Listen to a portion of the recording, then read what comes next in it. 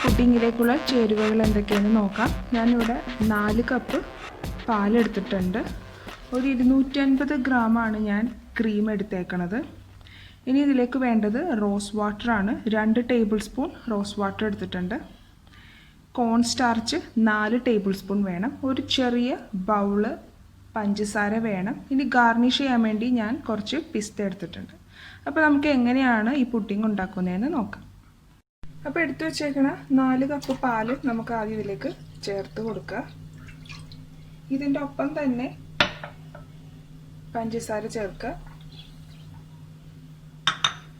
എടുത്തു വെച്ചേക്കണ കോൺ starch 4 cup ചേർത്ത് കൊടുക്കുക.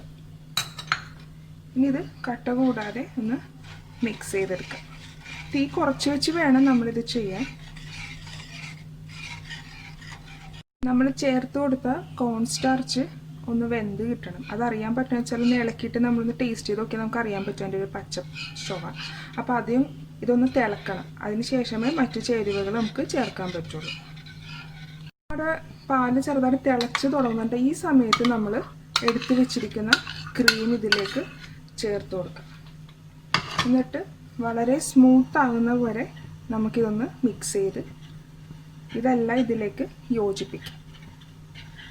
ഇപ്പം നമ്മുടെ പുഡിങ് നല്ല സ്മൂത്തായി വന്നിട്ടുണ്ട്. ഇനി തീ ഓഫ് ചെയ്തതിന് ശേഷം നമ്മൾ എടുത്ത് വെച്ചിരിക്കുന്ന റോസ് വാട്ടർ ഇതിലേക്ക് ചേർത്ത് കൊടുത്ത് ഒന്ന് മിക്സ് ചെയ്തെടുക്കാം.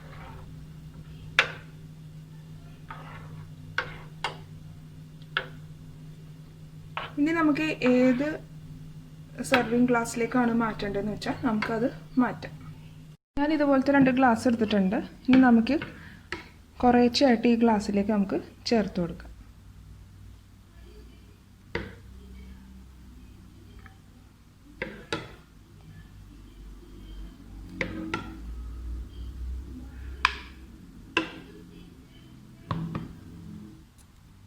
ഇപ്പം ഞാൻ ഗ്ലാസ്സിലേക്കെല്ലാം പുഡിങ് നിറച്ചിട്ടുണ്ട്. ഇനി നമുക്ക് ഗാർണിഷ് ചെയ്യാൻ കുറച്ച് പിസ്ത ഇതിലേക്കിൻ്റെ മേളിൽ തൂക്കിക്കൊടുക്കാം. ഇത് തണുപ്പിച്ച് കഴിക്കുന്നതാണ് കുറേ കൂടി ടേസ്റ്റ്. അപ്പോൾ സെറ്റ് ആകാൻ വേണ്ടി ഒരു 4 മണിക്കൂർ നമുക്ക് ഫ്രിഡ്ജിലേക്ക് വെക്കാം. വളരെ എളുപ്പത്തിൽ തയ്യാറാക്കാൻ പറ്റിയ നമ്മുടെ മൽഹബിയ മിൽക്ക് പുഡിംഗ് ഇവിടെ റെഡി ആയിട്ടുണ്ട്. അപ്പോൾ നിങ്ങളും തീർച്ചയായും ഈ റെസിപ്പി ട്രൈ ചെയ്ത് നോക്കണം. Thanks for watching my video. Hope you enjoyed it. Please subscribe my channel, follow and share my social network.